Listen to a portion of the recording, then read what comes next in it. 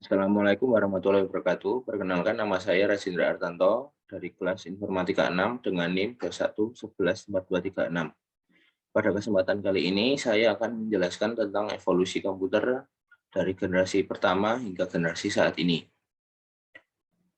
Komputer saat ini merupakan perangkat elektronik yang tidak bisa lepas dari manusia. Komputer cukup banyak memudahkan pekerjaan dan aktivitas manusia seperti berkomunikasi, mengakses literatur, melakukan bisnis, dan lain sebagainya. Penggunaan dan permintaan pasar yang terus meningkat membuat perkembangan komputer cukup pesat. Berdasarkan sejarahnya, komputer dibagi menjadi 5 generasi. Generasi-generasi ini dilihat dari segi teknologi dan pengembangan yang telah digunakan. Maka dari itu, berikut adalah ciri-ciri komputer dari generasi awal hingga generasi saat ini yang perlu kita ketahui. Komputer generasi pertama. Inilah komputer generasi pertama sekaligus awal mula komputer diciptakan. Pertama kali dibuat pada tahun 1946. Elemen dasar yang digunakan adalah menggunakan tabung berbentuk vakum.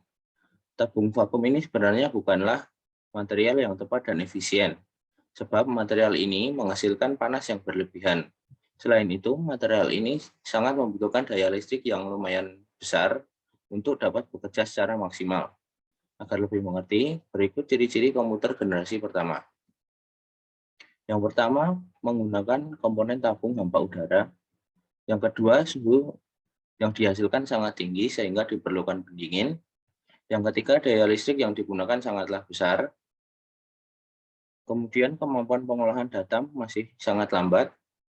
Dan ukuran kapasitas penyimpanan data masih kecil. Bahkan ukuran komputer sangat besar hingga dapat memenuhi satu ruangan. Bahasa yang digunakan pun masih sederhana, masih berupa bahasa mesin, yakni 0 dan 1. Memori masih berupa magnetic disk dan magnetic tape. Berikut adalah contoh komputer generasi pertama. Yang pertama ada EDVAC, Electronic Discrete Variable Automatic Computer. EDVAC merupakan sebuah komputer generasi pertama yang menggunakan sistem nomor pada binary. Selain itu, komputer ini menggunakan konsep program tersimpan atau storage program konsep. Yang kedua ada EDSEC atau Electronic Delay Storage Automatic Calculator. EDSEC ini merupakan komputer generasi pertama yang memperkenalkan penggunaan merkuri atau raksa merkuri yang dimasukkan ke dalam tabung sehingga dapat menyimpan sebuah data. Yang ketiga ada ENIAC atau Electronic Numerical Integrator and Calculator. ENIAC sendiri merupakan komputer generasi pertama yang terdiri dari 5 juta titik pada solder, 70.000 resistor, serta 18.000 tabung hampa udara. Komputer ini juga mengonsumsi listrik sekitar 160.000 watt, sehingga komputer ini sangat boros listrik. Yang terakhir ada UNIVAC One atau Universal Automatic Calculator. UNIVAC One merupakan komputer generasi pertama yang diciptakan pada tahun 1951 oleh Dr. Mauchly dan Eckert. Kemudian komputer generasi kedua. Setelah komputer generasi pertama berakhir, pengembangan berikutnya adalah komputer generasi kedua pada tahun 1959 hingga 1964. Pada generasi ini, teknologi yang digunakan berupa transistor untuk menggantikan tabung vakum pada generasi pertama. Teknologi transistor digunakan sebagai penguat sinyal pada generasi ini.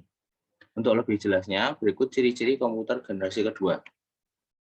Yang pertama, pada bagian sirkuit menggunakan transistor sebagai penguat sinyal sekaligus pengganti tabung vakum.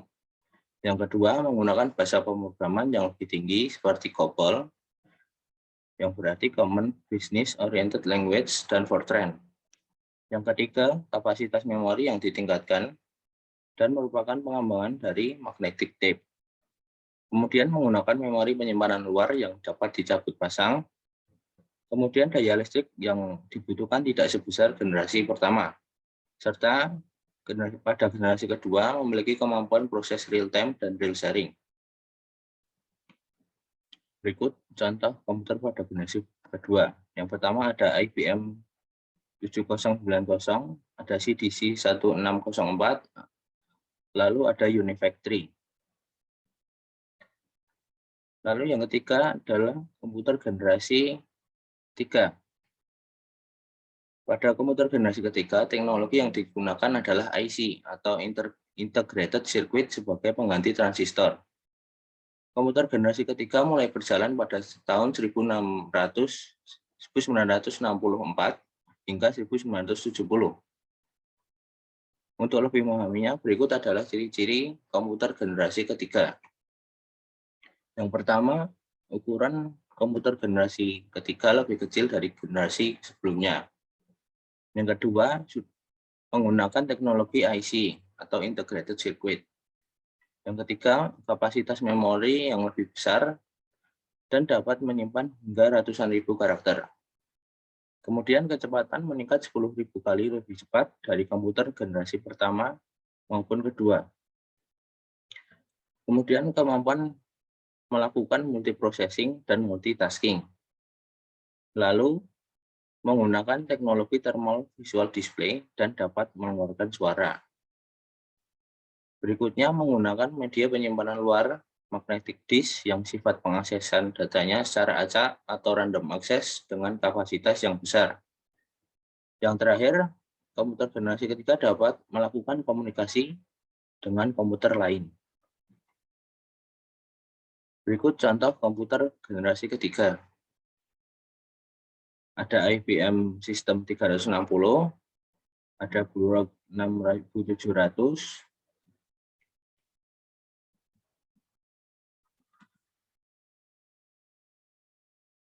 dan ada Univac 1108. Kemudian komputer generasi keempat.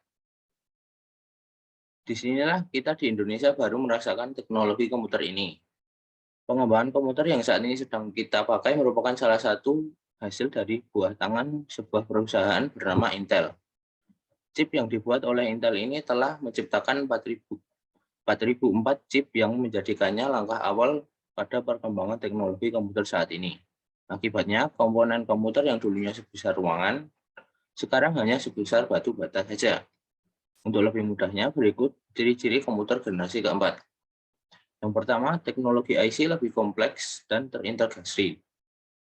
Yang kedua, menggunakan teknologi LSI atau Large Scale Integration yang merupakan pemadatan ribuan IC menjadi satu chip. Kemudian dikembangkannya teknologi VLSI atau Very Large Scale Integration yang dapat menampung hingga ratusan ribu IC. Dan yang terakhir, menggunakan microprocessor dan semikonduktor yang berbentuk chip untuk memori komputernya. Berikut contoh komputer generasi keempat.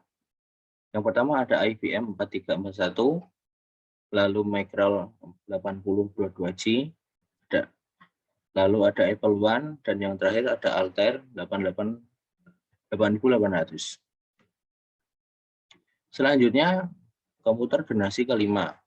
Pada generasi inilah kita benar-benar merasakan teknologi yang paling canggih dalam sebuah komputer. Berikut ciri-ciri komputer generasi kelima. Yang pertama, menggunakan teknologi superkonduktor, di mana teknologi ini merupakan pengembangan dari teknologi semikonduktor. Teknologi ini dapat memudahkan komputer dalam bertukar informasi. Yang kedua, menggunakan teknologi ULSI atau Ultra Large Scale Integration yang merupakan pengembangan dari teknologi VLSI pada generasi sebelumnya.